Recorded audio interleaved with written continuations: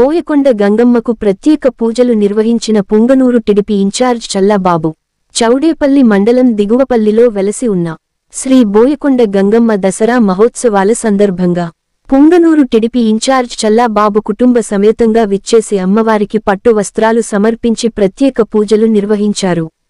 ఆలయ EO Ekambaram TDP incharge చల్లాబాబుకు దేవాలయ సాంప్రదాయం ప్రకారం దుశ్యాలువా కప్పి తీర్థ ప్రసాదాలు అందించారు.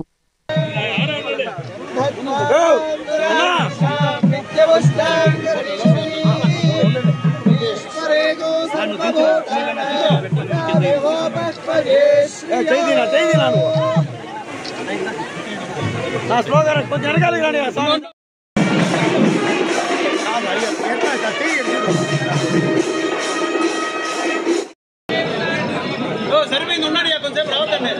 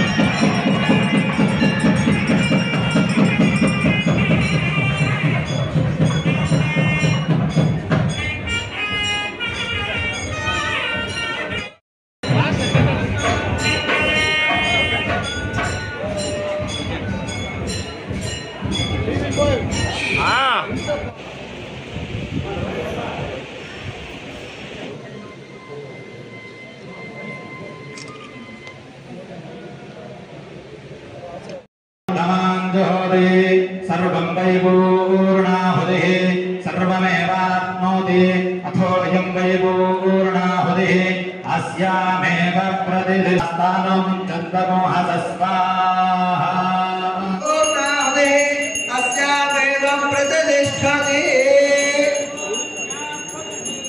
अबला पुष्पायाश्च पुष्पिणी